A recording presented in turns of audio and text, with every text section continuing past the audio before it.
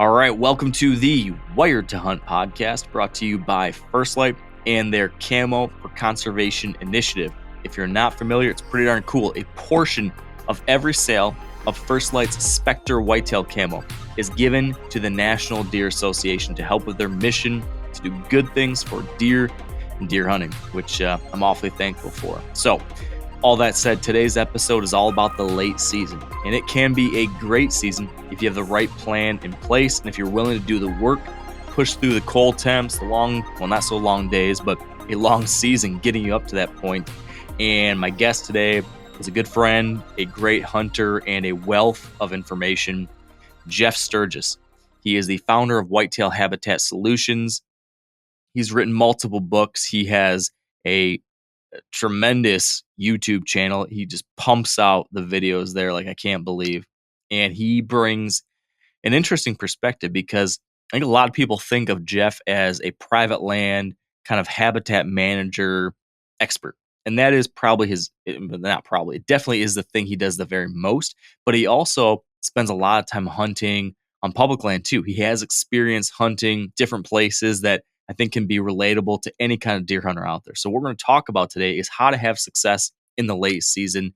Yes, on managed pieces, or yes, on private land with ag, whatever it might be, but also how to kill late season deer in the big woods, how to kill late season deer in areas where there's no management, where you're competing with other folks, all that kind of stuff. So I think this is going to be really valuable for a large number of you. I'm excited about it. I don't want to waste any more of your time. I think we should just get right into it. But first, one thing.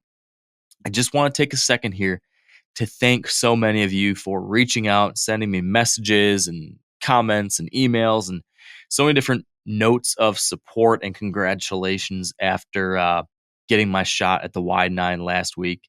Was very, very thankful to have had that opportunity to close the deal on that deer and end that hunt and get redemption after what happened in October. So very thankful for that, and very thankful for all of your support along the way, for you following the story over the years and sticking with me through the ups and the downs.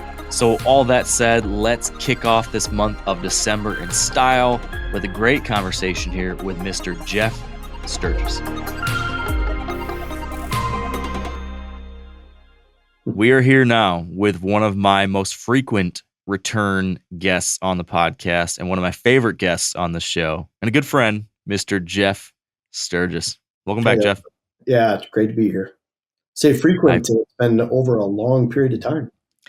Yeah, I mean, I think you were one of my first 10 guests. Like, I think you're in the first, maybe even the first 4 episodes ever.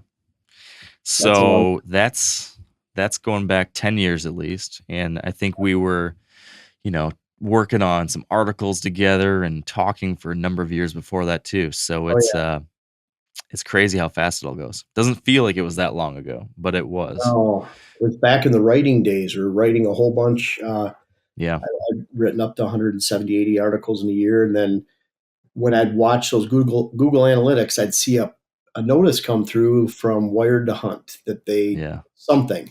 I never knew what it meant. And then all of a sudden I realized that you had this Wired to Hunt thing, and you'd share articles that I'd written during the week in your Friday post or whatever it was. Yeah. And that's where that came from. And so I knew of the posts going out before I think I even talked to you or met you at that time. So yeah, pretty cool. It's funny how those things bring folks together. I'm sure glad that I don't remember if you reached out to me or if I reached out to you, but however it happened, I'm glad it happened. It was wild. It was over 10 years ago.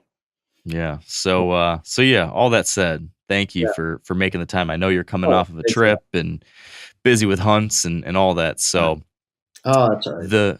The thought I had for today, Jeff, is to cover a topic we have not covered yet in detail. I know in the past we've talked a lot about habitat. We've talked a lot about some of your thoughts around predicting timing of deer activity. We've talked about patterning deer.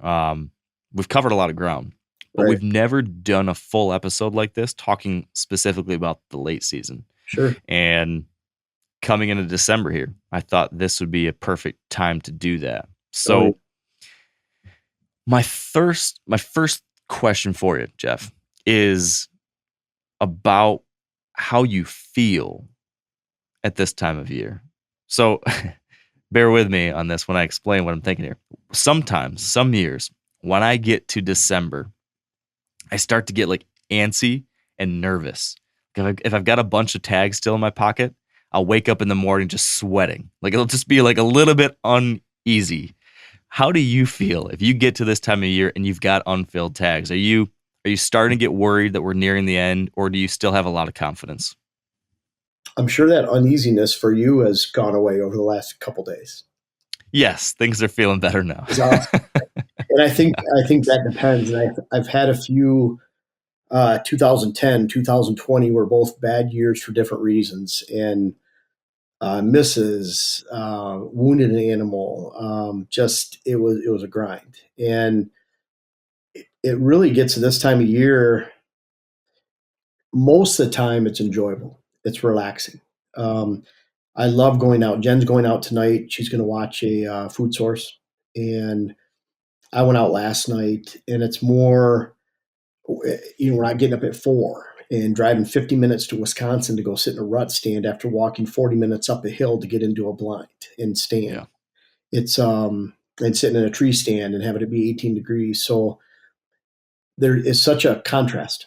And I think it does boil down to tags, and it's not in, you and I hunt similar in some ways, as far as like you shot your target buck and you had that buck in mind. And I had a buck last year, bow, that I was after here in Minnesota, and I shot some nice bucks already. But it was I hunted until the last day I could hunt them last year, but I still had that sense of satisfaction that I shot something. And so when you don't have tags, it's more of a, it's not even, boy, I haven't shot something. It's more when you have that pocket full of tags, it's more like, boy, just what could I have done different? What decisions could I have made different? Not really worried about a dead animal. It's more, it's a quest and it's a journey. But when you have those tags, so I had shot my target buck in Minnesota, my second one in Wisconsin, and then we just went to Pennsylvania and shot a beautiful one on public land. It's kind of like, you really can step back and enjoy this time of year. And it's more of a relaxing hunt to me. It's more about numbers of sits, just when you can get out there and enjoy. We sit in blinds more often this time of year, watching food sources. Still get some the perfect rut stand, second rut morning sits. And so, but it's more at a leisurely pace, if that makes sense. Yeah. So, Yeah. Such a contrast from how you feel. I feel personally right now, I feel pretty good. I feel I can relax this time of year and have some tags that have been filled, and have had some great memories too with family and friends. So it's a good time right now. Now, what do you think about just your chances to still have success? Not specifically like you this year, but I mean, if someone's listening and they're going into December and they have an unfilled tag and they're thinking to themselves, should I be like, is the best, what I'm getting at is the best behind me when I get into December? Or do you look at December, as some people call it, Deercember, and things actually can be pretty darn good still moving forward? Well, how do you feel about that? I love the second rut, especially where we're up here in the upper Midwest, where we can plan on some scrapes being opened up first part of December, and some bucks really moving, acting like they did during the middle of the rut. Also, late season food sources. I wrote some on the back on the board, just to help me with my memory. But really, when you're looking at clear cuts on public land and that diversity of habitat where highland meets lowland, old forest meets young forest, there's a lot of opportunity for browsing deer during the daylight. And you look at bucks that have run ragged for 3 weeks straight, and then all of a sudden now they have to replenish that energy that's been lost. And so to me, there's a lot of opportunity this year. It's a lot different back in the late 80s, 90s when I was hunting Thumb area, Michigan, where in 10 years during that time, there was 1 year where I saw probably 25, 26 different bucks leading up to gun season. All those 10 years combined, I saw 3 antlered bucks after gun season through the end of the year. Saw lots of deer, Yikes. lots of does. But we weren't in the areas that we had small little woodlots, an acre here, 5 acres here, 10 acres there, a corner of a field here. And all those bucks were back in high stem count areas, more remote locations. They'd been pounded by hunters. So it's cool about public land. You can go out and find those areas. You need to get away from where you normally hunt, potentially for a rut. But then at the same time, on private land, if you have the right conditions, you can build it. So either one can. We have some of our best hunts. The third day of gun season, fourth day, seventh day, ninth day, all the way out through muzzleloader in the first part of December. Some of our best hunts have been during those times where we see a good number of deer, and we still have an opportunity at what bucks are remaining. So I'm full of hope when we get into this time of year. Yeah, you make a lot of good points there, and something you mentioned, that being, find this different kind of habitat on public land. Like, you can still have late season success on public land, where I think a lot of people assume it's a lot harder and assume, the late season's kind of a private land food plot game. Sure. But you were just in Pennsylvania on public land and killed a really nice buck in late November. It was that kind of a late season type setup in any kind of way, or how did you pull that off? Because that feels kind of late to me. It is, and that was shot quite a few bucks out there this time of year, because it always used to open up the Monday after Thanksgiving. Now it's the Saturday after Thanksgiving. I was there in 2019 when it opened up the first Saturday ever, and then you had Sunday off, and then I shot my buck on Monday. Right. Now they can hunt Sundays, but really there's a combination of things going on. For one, we're looking for people pressure and people hot zones, and trying to get in the middle of campgrounds, boat access along where we hunt a reservoir, parking areas, main trail systems. And then you're looking for, if it's big open woods, you might have a good hunt in the afternoon if they're coming up and hitting acorns, beech nuts, or cherry, depending on what they're hitting that time of year. Right now is acorns everywhere. But we're looking for high stem count. And so it's not that the bucks are on the south-facing slopes soaking up the warmth. It's the south-facing slopes in a national forest are the ones that have a higher vegetation level or stem count per acre. And so we're gravitating to stem count per acre, and then trying to put yourself in position with a lot of funnels, saddles, benches, and points and draws that come together so that you can capture that big X of movement if anyone pushes a deer. So this buck came in by himself. He just came cruising through. He was actually on an old scrape line. He wasn't working scrapes or anything. He was just coming through, and where he was going was he was leading, angling upwards, and we have a broad hilltop that just has a lot of south-facing exposure with a lot of stem count. And it's not necessarily thick. It's thick for there, but it's higher stem count. So then he'd have browse during the daylight, during his bedding hours. And he was 5 after 8. It was shooting light around quarter after 7 or 7. So I think he was just heading up to bed. He might have been pushed, from a long ways away, but he was kind of just easing on through. It's kind of looking for a combination of things. And if it was different weather, I'd be looking for different conditions too, or different habitat. Yeah, so then tell me that, I guess. So how would you shift things? 2 fouls. How would you shift that up if it was different weather? And then secondly, if you were hunting out there, public land, same kind of place out there in PA, but you were doing this 3 weeks later, now it's not that first few days of gun season. Now we're talking like December. Would you approach it differently then? No, I'd be hunting similar locations. And the thing about out there, we used to have a cabin with family that I'd go out there. So we would actually literally cross-country ski back in this federal land and see where the tracks were all winter long, hike in the off-season. So you got to have a good flavor of, pretty good feel of where the deer were most of the year. Right now, you're hunting more that late season pattern.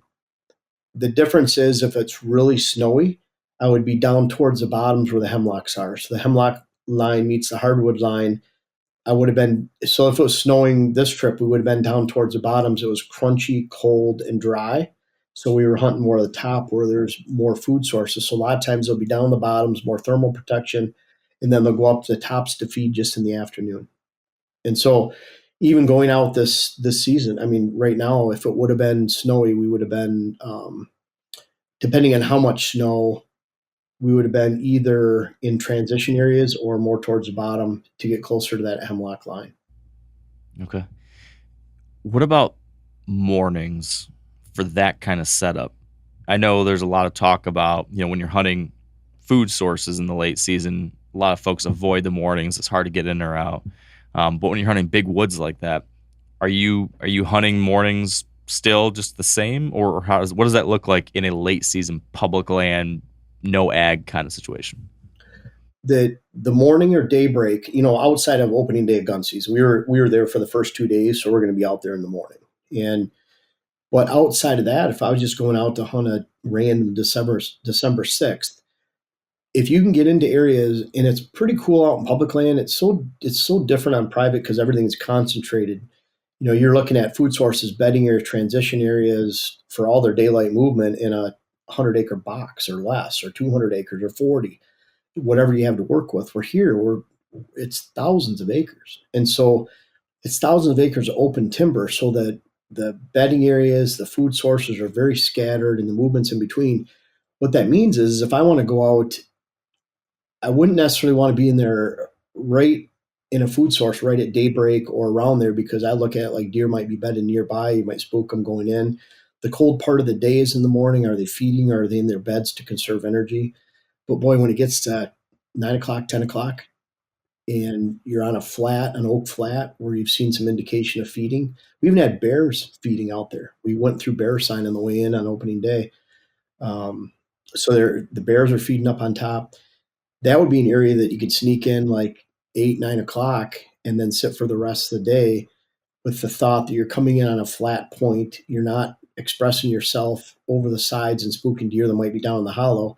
You're getting into position and blowing your scent off to a non-deer area, maybe further up top or towards an open area, waiting for deer that possibly might want to feed mid-morning because they were bedded down at daybreak when it was super cold.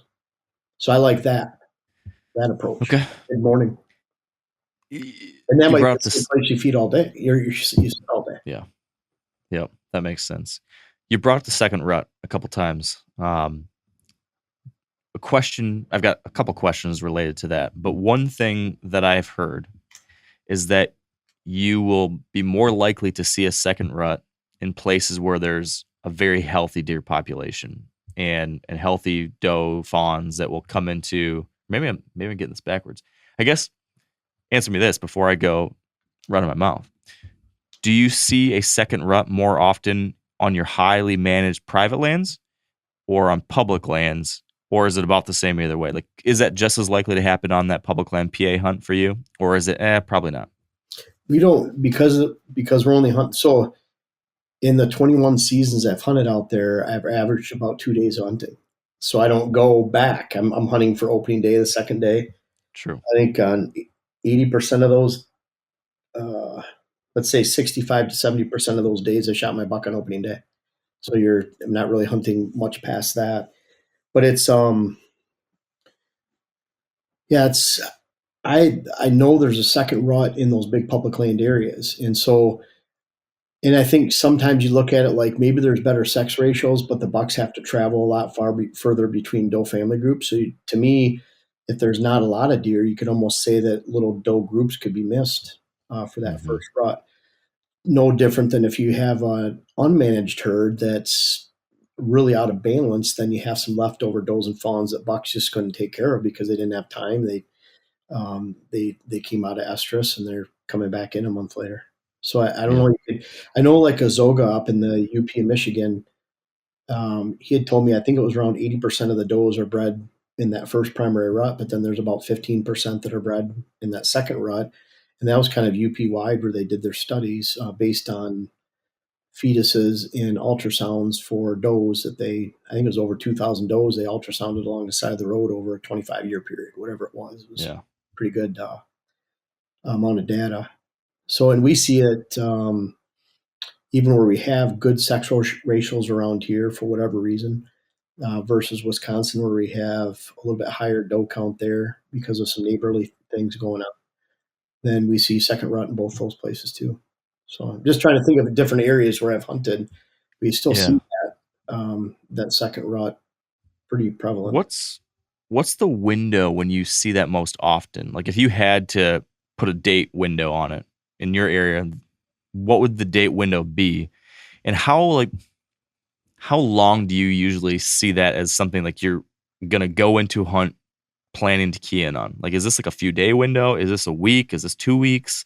What are we talking in which you're actually thinking like the second rut is a legitimate part of my strategy and I'm hoping to plan for it?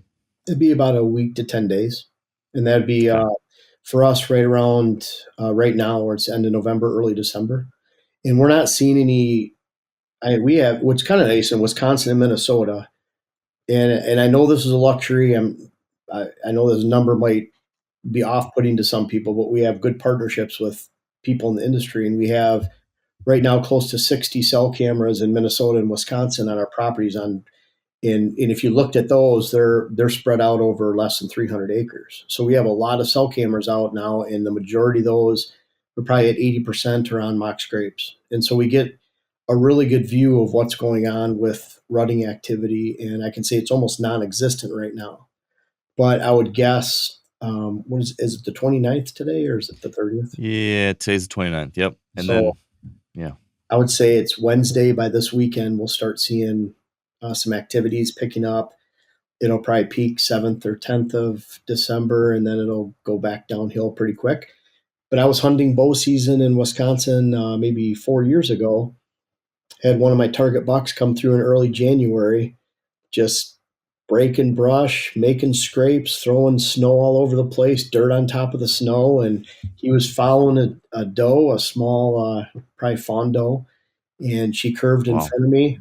He grunted, she spooked, and he ended up chasing her, and she came right by me. He didn't, but we see a lot of that even in that just a short window in early January. It's all about that time where you just, to me, it's, see, during the middle of the rut, a buck could be coming off a doe any day, and another doe could be coming in. He might have to search for a while. It's a lot more random. But when you start at the beginning of the rut, it's like all the bucks are ready. They're just waiting for the does. You have one or two does come in. There can be some hellacious fights sometimes between some older bucks.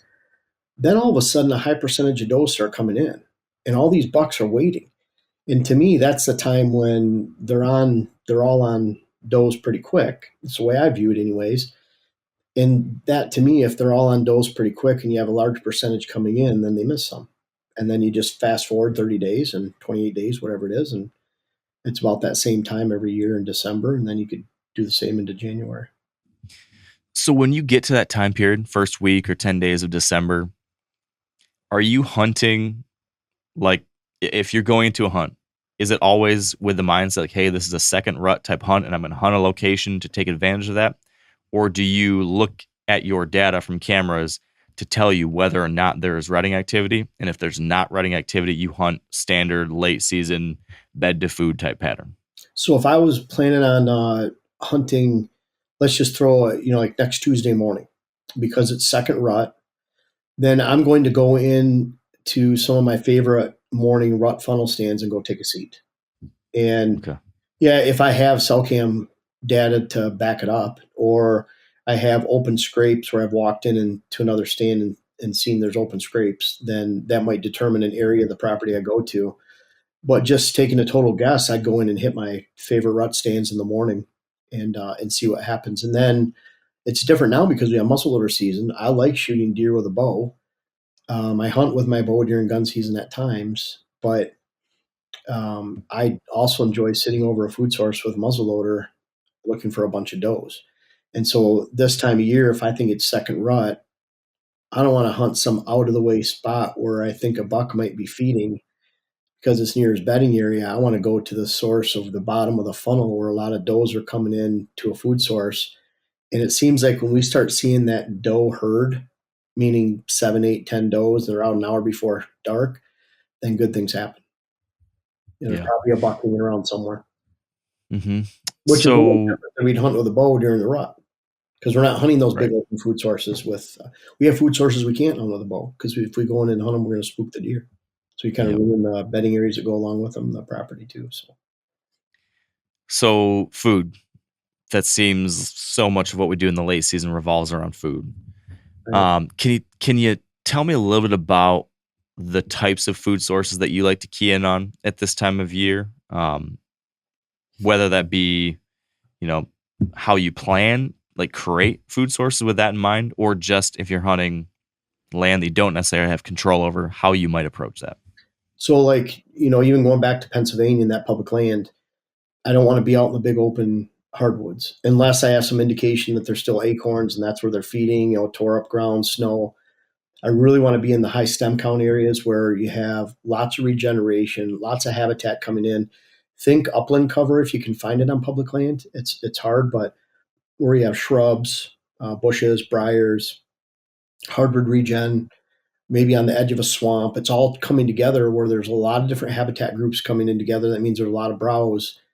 And to me, as opposed to a wide open oak flat where deer have been pressured, hunters have been out to, they might feed there more at night. It's safe, it's social.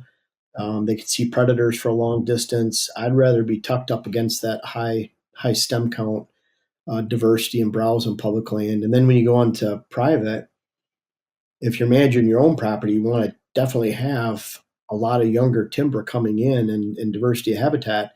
But then you're looking at either high volume greens like brassica, if it's towards the north, or corn, beans that are standing late, if you can get that. But and then adjacent to that same type of cover where you have really thick cover. So if I'm hunting in the morning, I want to be by that thick cover, high stem count, and then I might flip stands and go hunt a more food source stand related for the afternoon on private land. But on public land, that might be all in the same. It might be you're hunting on the edge of a very thick area that deer might transfer out of to go to an open food source like a big oak flat during the afternoon. If you had to rank order late season food sources from like what your very best would be down the list, how would you do that? Because I'm imagining, like, I've been in this situation where I've hunted ag country and I've got some green food plots, and then there's a neighboring cornfield, and then there's another field next to that that's beans, and then there's, some cuttings on the neighbors, and I know there's like some thick natural browse in there, and I'm trying to think, where should I hunt tonight? And I've got all these different food sources to choose from, and I'm trying to think, okay, what's going to be the absolute most attractive for this time of the year? If you have the luxury of that situation, how would you rank order what would potentially be most attractive? And then as a follow-up, and I'm making this even more tricky, but as a follow-up, would conditions change that order? So like if I told you it was a 40-degree December day versus a 10-degree December day, how would you reorder things as well? And kind of to back up just a little bit, like you mentioned, you have all these available. What choice would you make? But a lot of times, especially if people are building it or planting it on private land, you're not looking at what's the best. You're looking at what's the best that would be available. And so a lot of times someone could say 10 degrees, late December, standing beans, pretty hard to beat. 40 degrees, late December, standing beans, I'd rather shift to corn or greens. But then at the same time, even beans, that 10 degrees late December, someone has to have either fences or a large amount of acreage of beans to make them last till that time. So I see people beat themselves. Like, I love beans late like that, but if they're not there, then it doesn't really matter what your scale 1 to 10 would be. And then also, you have to look at what's the most unpressured. So let's say just someone could say, okay, mid-December hunt, let's just say December 12th, there's a little bit of the rut left upper Midwest, upper third of the country. And you have a choice of a bean field and a cornfield, but the bean field's been pressured and hunted heavily, then I'm going to go pick the corn. And you might even find there's a lot of does and fawns in the bean field because they can take a lot more hunting pressure, human pressure. I'd rather cheat over towards that corn or the brassica that deer are still coming to, and there's still does coming to it, obviously. If does aren't going to it, why would a buck? I mean, he wants to eat some good food too.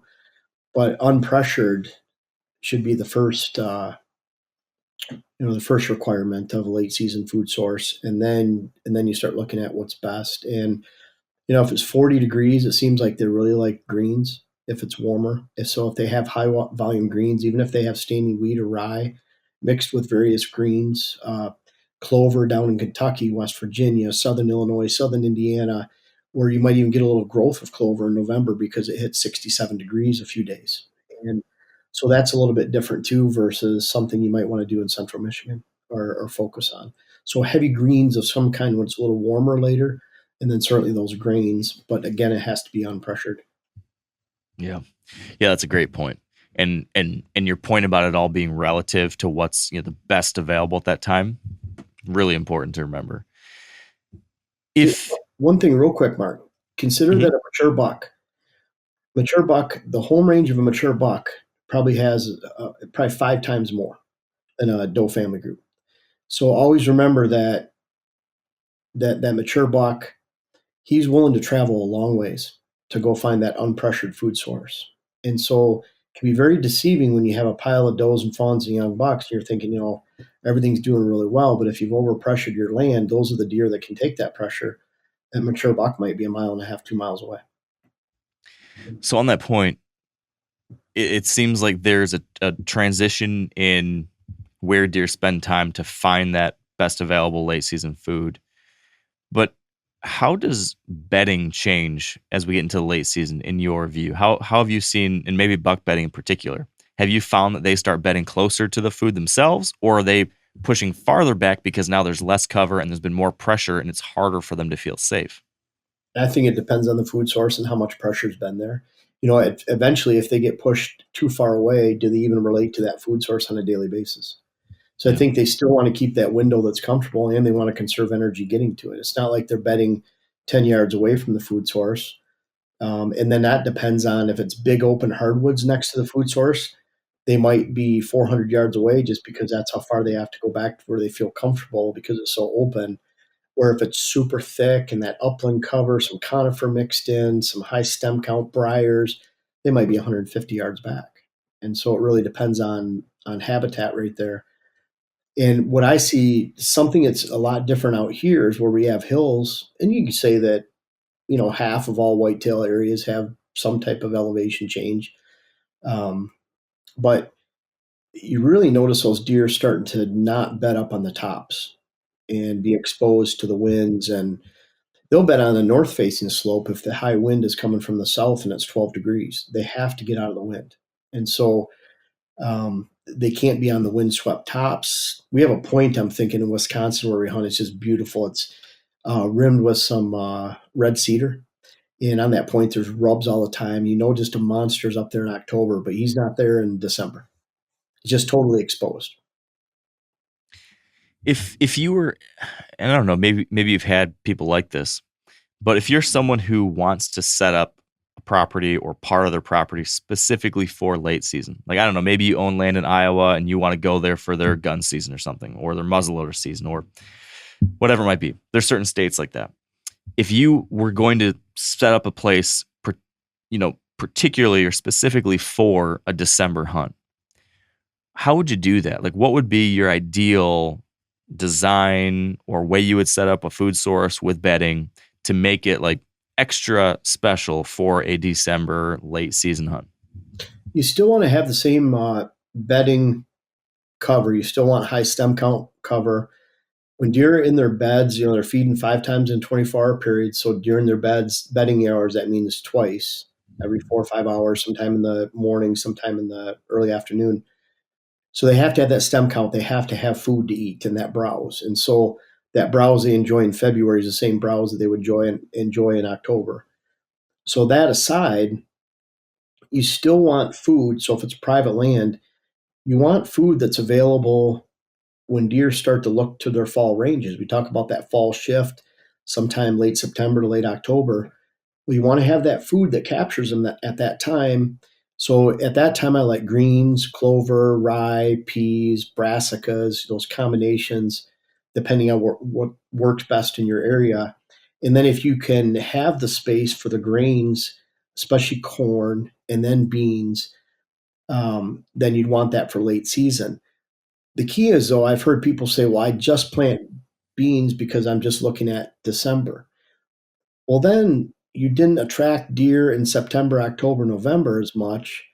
And if those deer aren't attracted to your land, why are they all of a sudden going to show up in December? And let's say they do all of a sudden show up in December, you're getting the leftovers. So I'd rather set my land up where I have deer attracted in September, October, November, and then they carry on in December. It's almost like October, November is more important than December, because if you don't have those deer attracted to the land, why are they going to be there all of a sudden? I've even had people say, well, I'm going to plant this brassica crop over here on this 1 acre because it's an area I want to hunt during the late season. But if they've established their fall residency and pattern somewhere else, why are they all of a sudden going to move over there a quarter mile and feed over in that location when that hasn't been a part of their fall pattern the entire season up to that point? That It's kind of like makes sense. you're trying to establish a pattern of use, and that takes more resources, because you can't just say, I want to plant this late season food source and just let them come eventually. You have to stage it so that there's pieces available. Cover's still the same. It's high stem count. Browse, they have to have that during the day anyways, either way. But you really want to establish that pattern. Yeah. You mentioned with the grain, if you were going to get corner beans in there, you had to have enough space. What is that minimum size that you think you need to have to get a bean or cornfield to work and last to the late season? I'll give you some parameters so I've been to a half acre, quarter acre bean field that was just getting pounded in January. No fence, but it was next to an 80-acre bean field, literally right next door. And so the deer didn't have any reason to hit it during the summer. They had plenty of beans standing. If the beans weren't picked until sometime mid to late October, then they didn't even start coming over to that bean field probably till it got really cold end of November, December. So there's no reason for them to be there. But you plant that same bean field in a big wooded section with no ag, it probably doesn't make it to September. And so, like around here, for example, I'd want 1 to 2 acre bean fields times 3 or 4 spread out over 300 acres, along with complementary food sources. And that's another thing too. If you don't have the other food sources, then they're going to put an unfair amount of pressure on that bean or corn. Corn's the same thing. They start to hit our corn pretty good here mid to late November, but it's going to go pretty quick too when you consider all the other critters that are hitting it too. So you have to have another complementary food source. And then what's on your neighbors? There's a big difference for how much food you need when you have either neighbors with food sources or food plots or ag land versus if you're in a wooded section, even with fewer deer, because then your food is it. It's only game in town. So you probably need 2, 3, 4 times more food in some of those big wooded areas versus ag area where you have the complement and support of other food sources surrounding you. Yep. It's hard to give you can't really give because you have to know deer numbers, what your neighbors are doing. What if your property is the only property without a lot of pressure? So deer are spending more of an unfair amount of time overall on your property, which is a good thing because you're doing well with it, but you're going to go through more food at that point too. Mm-hmm. Speaking of that, pressure in the late season. So much I feel of late season is managing pressure, but then taking advantage of other people's pressure, right? Because at this point, there's been all sorts of other hunters around, and any deer that are still alive in December have been through the ringer. And, in my experience, their heads are on a swivel, they are jumpy, and they are gravitating to those places, those pockets where they've felt safe. So I've always approached the late season maybe even more surgically than I approach other parts of the year, which I'm still pretty strategic with. But then when it comes to the late season, I feel like you've got to be just right about how often you go in, when you go in, where you go in, because you have fewer chances than at any other point to make a mistake. That's a long-winded way of getting to scouting and figuring out like where to hunt, when to hunt, what's the pattern. How do you figure out these deer that you're after in December without them catching on to you? Is there anything you're doing differently with your cameras, with any form of intel gathering that you're doing that allow you to have an informed hunt in December? It's kind of like you're looking at the lowest hole in the bucket as far as you're taking out the top portions are the best food, the best cover. Like if you're looking at public land, the lowest hole in the bucket, pressure. So I'm looking at the major parking areas, the major trails, the major campgrounds, the major boat access points. And even if you throw in a beaver dam, you have to cross here and there. Well, you can look at it on paper and say, boy, by the late season, if there's any bucks left or mature bucks, they're going to be in this area because they've been pushed from all sides and whittled down into this spot. And so you could make an educated guess without even knowing the lay of the land or the property. Public land, for example, I hadn't been out to that public land spot in 4 years in that entire area, but you can make an educated guess based on the people movements and where people are, their hot zones, or you can get into an area where you kind of have an area to yourself. And if that meets your habitat requirements of good stem count, diversity, and it's hidden, then you're going to have a reasonable expectation there's going to be deer there or older bucks there, just because you're whittling it down to that and you don't even know anything about the land other than what you see on an aerial photo. And then private land's different because if you set the table and you've left it alone, even if you have no cameras out and you have good food, good cover, there's a reasonable expectation that you go out there and have a really good hunt. And what's a little bit different during the late season when you're not talking bow is that we can watch our food sources right now and we can watch the same food source sometimes over and over again because we're not spooking deer when we get in and out because we're using a muzzleloader. So shooting a deer at 195 yards, 255 is another one that I've shot over the last 4 years with a muzzleloader, and those deer had no clue you're even there. And so you can get and watch them over and over again. Where with a bow, I have to stay off those food sources and I have to hunt transition. So then you're being careful. It's like during the rut, you can afford to get in next to a bedding area because what are the odds that he's there when you're going in the morning? But if you go in during wintertime, not only is it crunchier, but they can see better. The leaves are off the tree. So I have to stay further away from those bedding areas and get more into transition areas between food and bedding with a bow, or on a small food source on the way to a big food source, something like that. But you're almost looking at like, okay, deer are going to go through this funnel, but they're probably not there. And I'm staying away from the food and the bedding.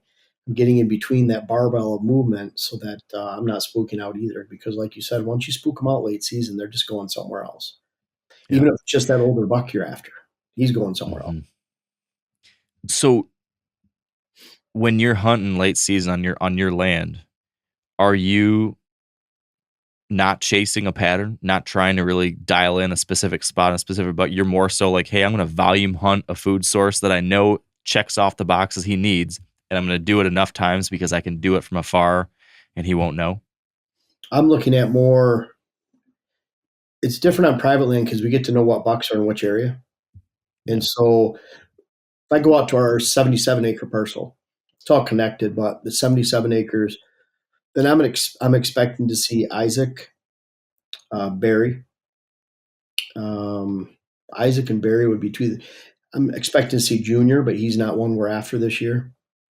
Isaac and Barry would be the two ones over there. So then I'm hunting Isaac and Barry movement on that area, and I'm using my morning stands as if I would during the second rut, as if I would during the rut, going in with the expectations I might see Isaac or Barry, and I'm letting the wind determine which stand that I go to. And so I'm looking at like they should be there for these reasons. Either I have a trail cam photo with them, scrapes are opened up.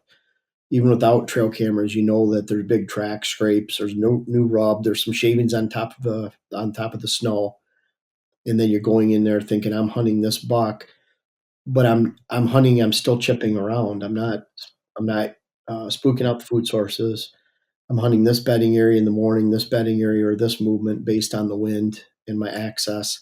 And I'm trying to chip around a little bit. And it'd be the same on public land. If I thought a buck was moving to this clear cut from this knoll or swamp edge in the distance, I might hit him from one side of the transition with one wind, and then I might circle around and hit him another side another day. I might get closer to the food or closer to the bedding. And so you're still hunting that certain buck, but you're using multiple stands or access routes to make sure that you're limiting your pressure in or out. And it's a similar feature. The only difference is when you get to this time of year is that there's areas that are devoid of deer. You just see that there's snow. There's no deer using this corner. There's no food. The cover's not good. There's neighboring pressure that's keeping the deer away from there. And they've where it could be a little bit more. We have more stands available, let's put it that way, in early to mid-November than we do early to mid-December, just because I don't feel comfortable with some of the stands or confident. Yeah. Is it true that sometimes you can have too many deer at this time of year? Yeah, you In can. that, so I'm imagining like the situations that I think a lot of people have where they're hunting land that they don't get to manipulate themselves. So you're hunting permission or lease or whatever, in which there's ag and there's stuff out there, but it's not set up ideally for hunting, right? It's just big Right. open cut cornfields or picked bean field or whatever, and there's a pile of deer out there, and you want to hunt them, but then you're thinking, how the heck do I get out of here? Or how do I get in there It's without very, these deer catching on? see, it's one thing if you're hunting with a muzzleloader, because then you can come into some, if you feel comfortable shooting out to 200 yards, then set up for 150, 175 and get off to the side in a fence row. But a lot of people really push it. They see all those deer coming out into a certain corner.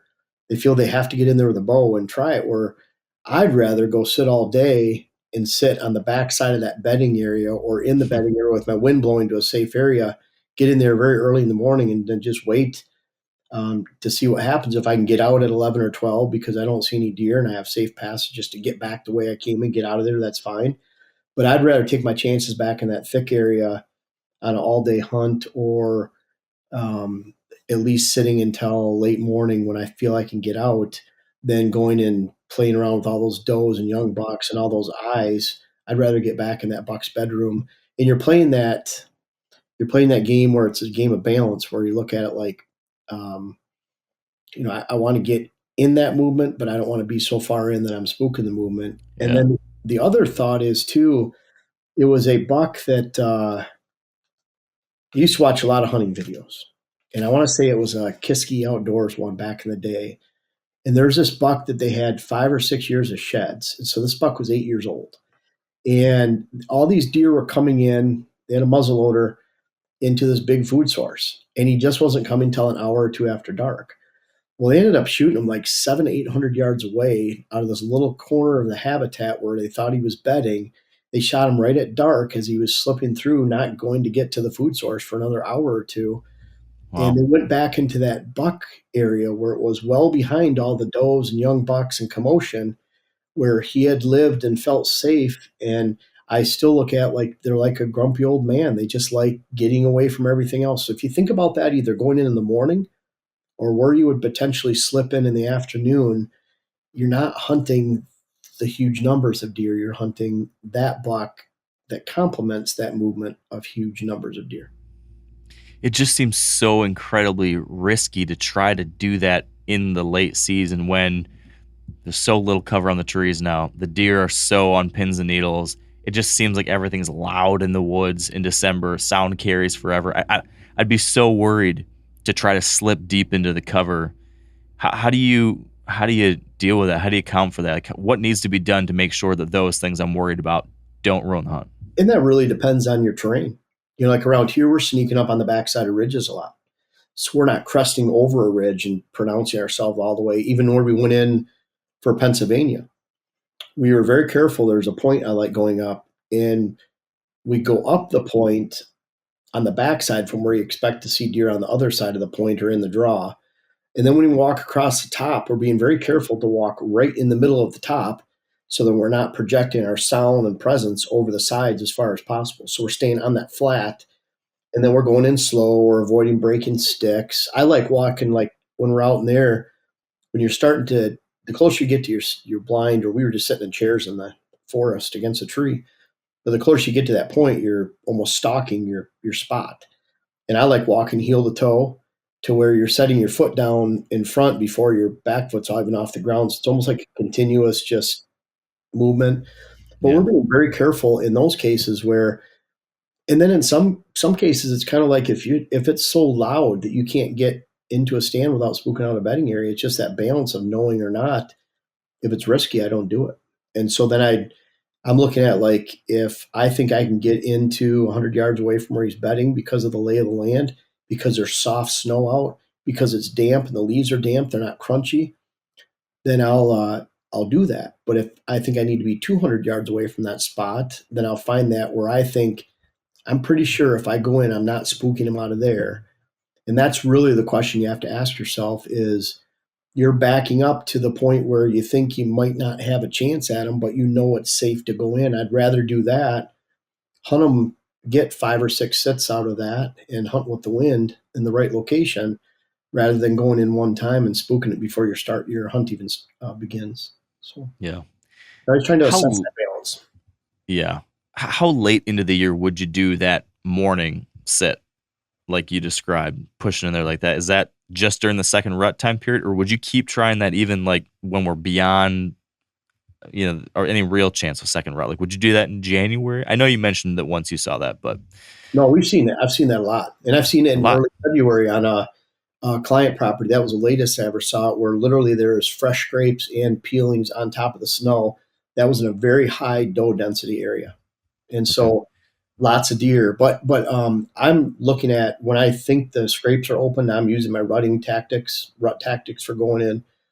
But then also there's also that tactic of a lot of deer when it's super cold will feed mid morning because the warmth's starting to come up. That's sunny.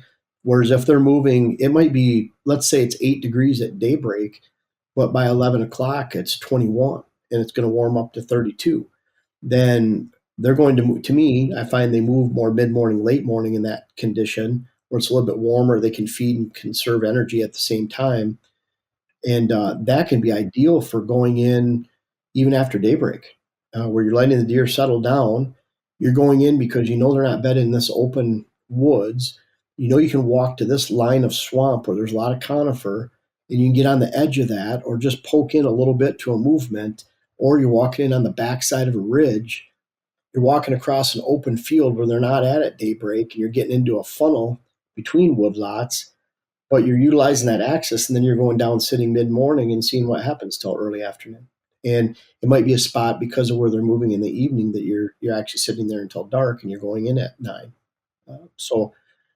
Definitely some ways to sneak in and still hunt the morning or all day that might even be more favorable than going in 3 hours before dark, Yeah. because you're already starting to move and feed a little bit.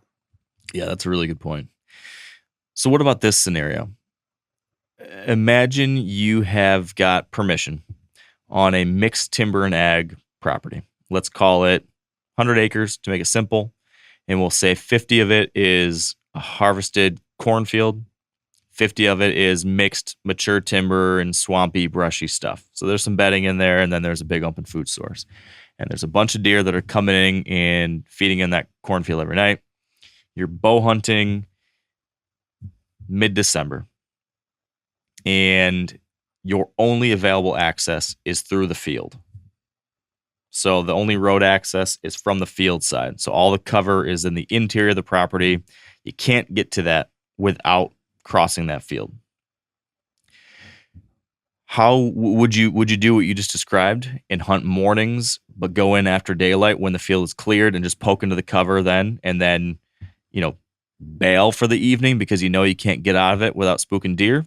Or would you try to hunt in the evenings and have some other way to get out of that thing, knowing that you have to get across that cornfield somehow after dark? Like, how would you do something like that? Because I know, like, I have places like that. I know so many friends who hunt places like this where they just don't have a strong option to get out because there's these fields in the way of where they want to hunt and where they have to park.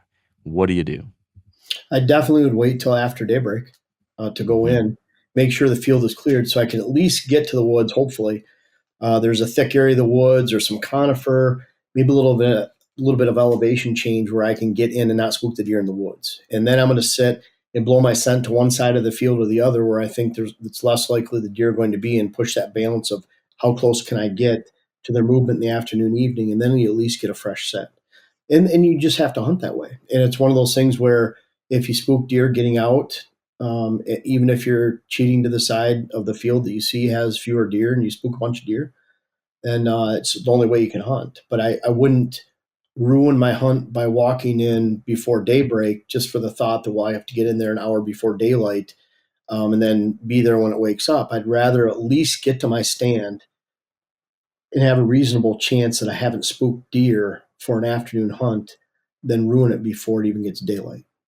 And Yeah. then you're just hoping you can get out after, or hoping you shoot something actually. And then it doesn't matter if you get out. Yeah. That's even better. But bottom line is, I'd rather at least have one good hunt, and then maybe you wait 4 or 5 days and go try it again.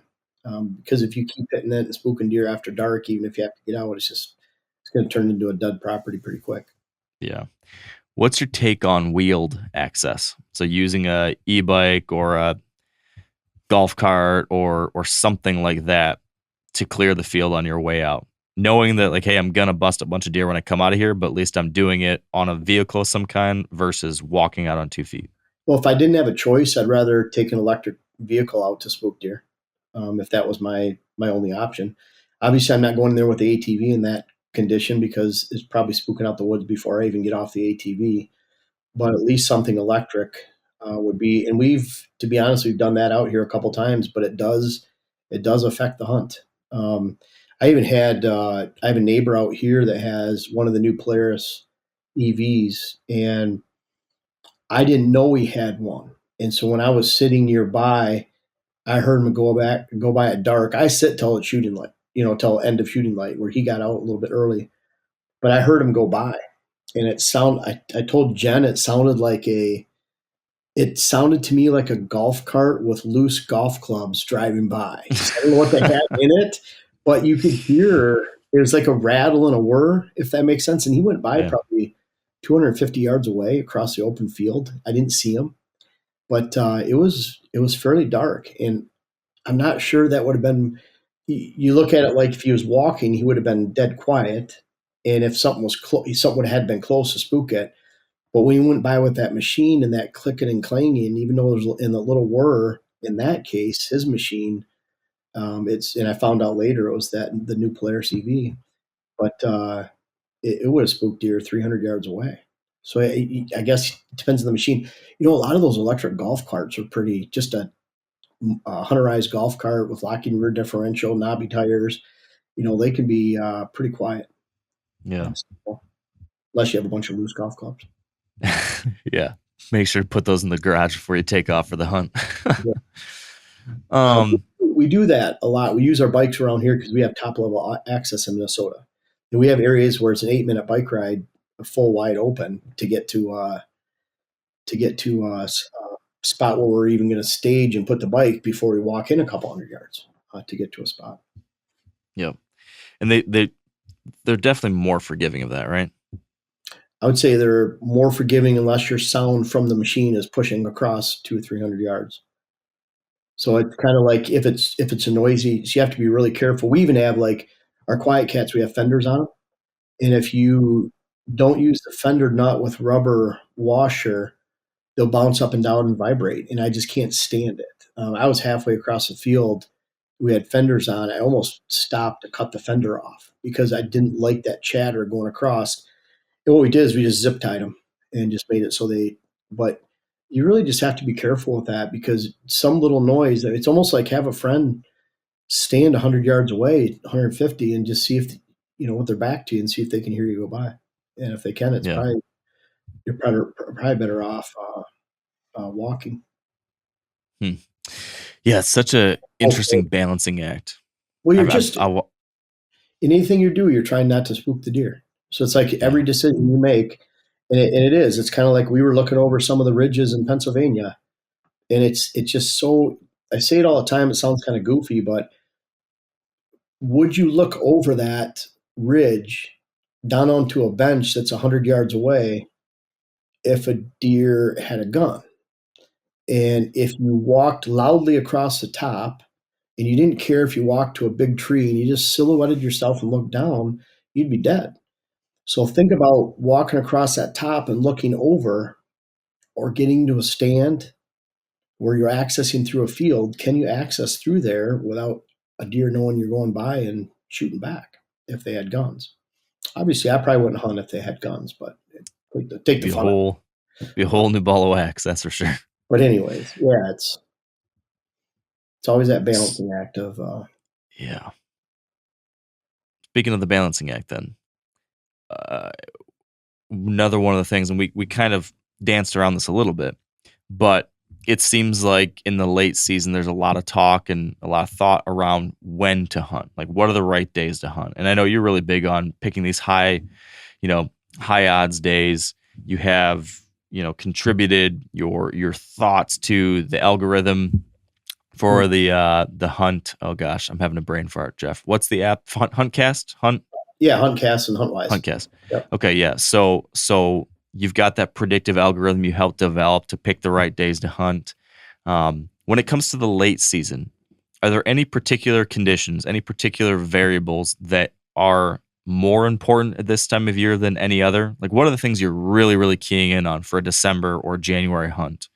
What are you looking for? It seems like during the rut, you can have a 15-mile-an-hour wind, 20-mile-an-hour wind. That's something that's above moderate.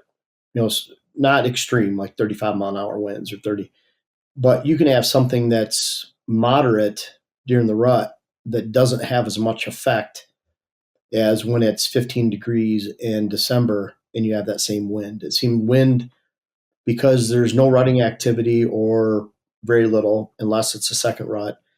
They're just food source movements. It really seems like wind can shut down movement quite a bit. At the same time, I've been out in some super calm conditions where they just don't seem to move. It's so still.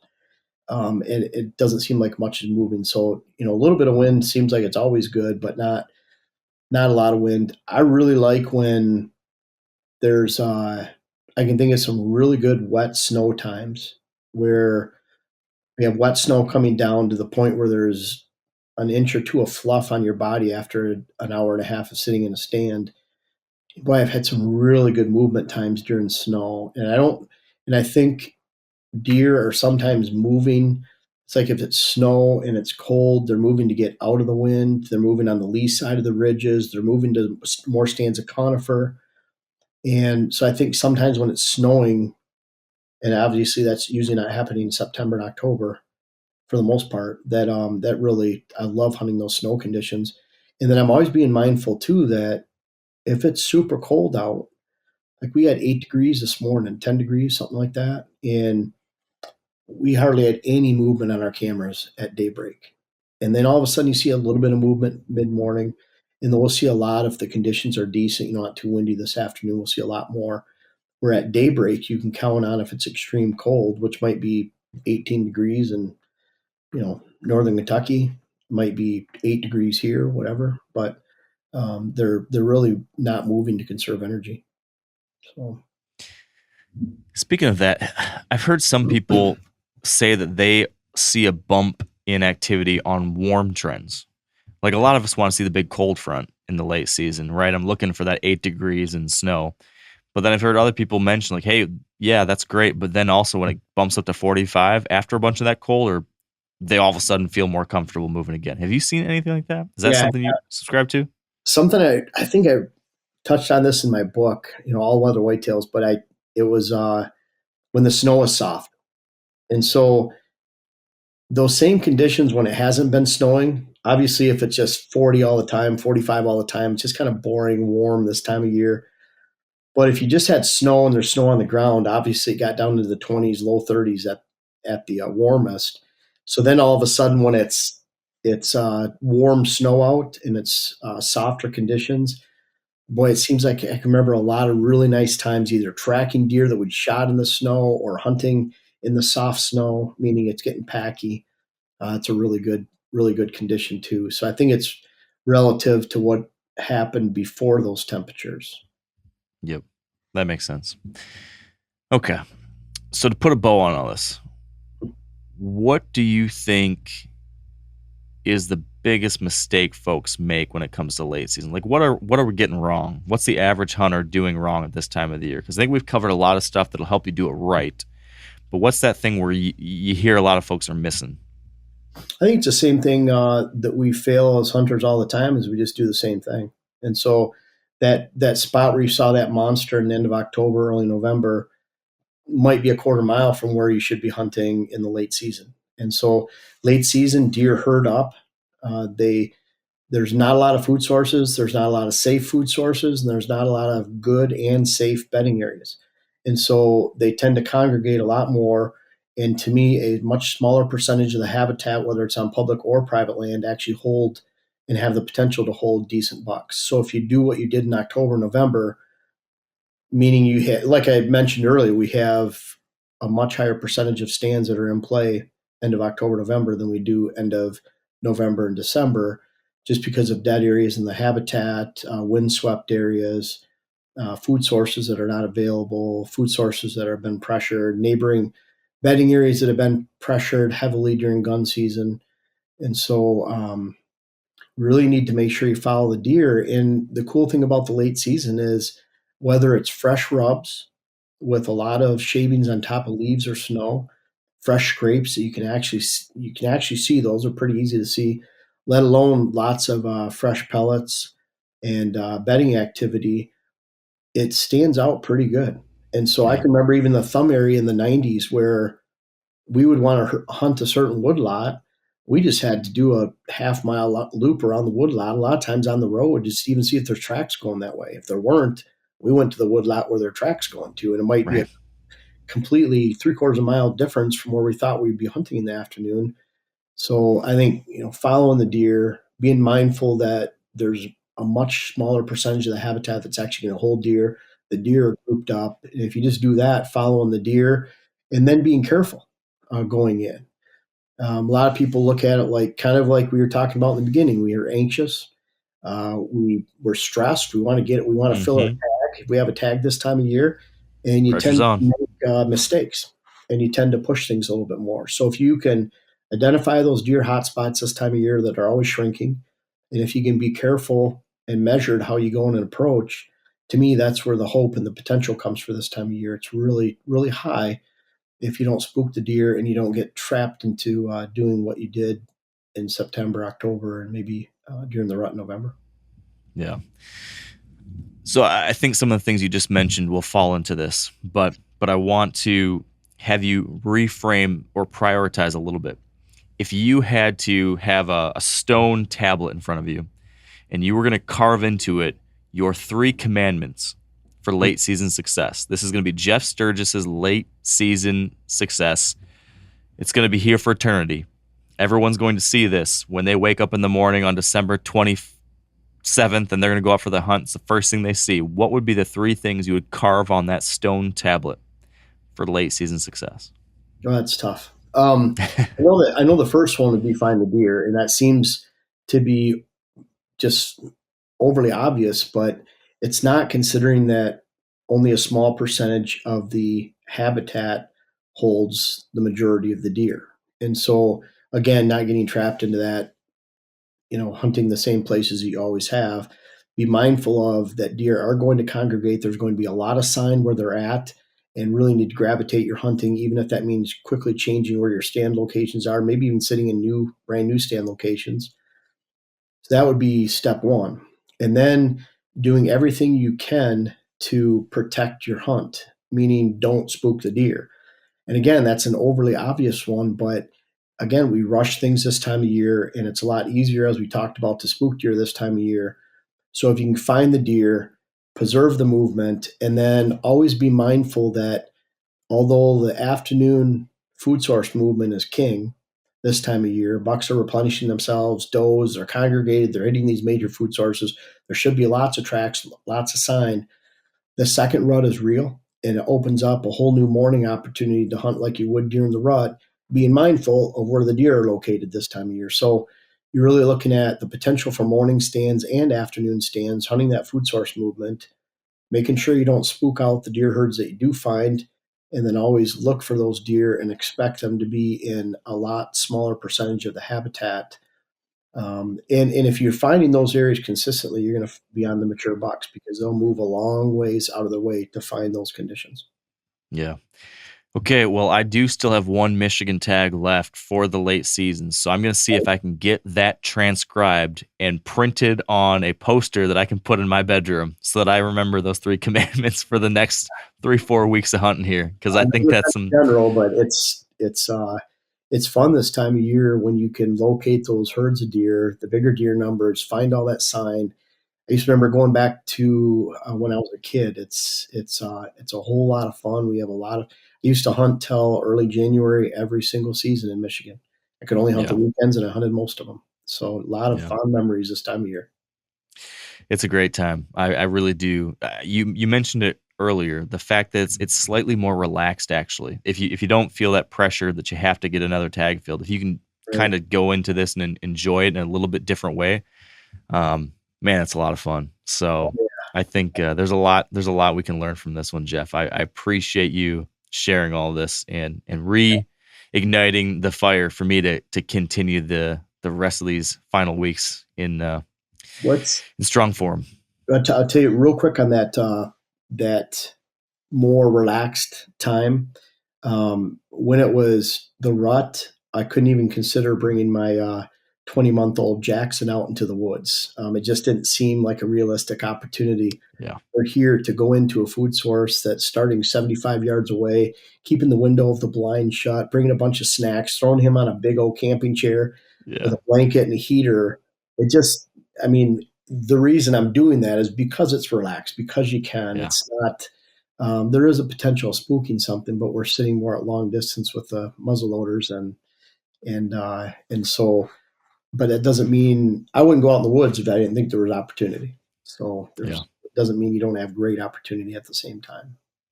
Yeah, I'm going to be doing the same thing with my two boys over these coming weeks, and I'm excited. It's great stuff.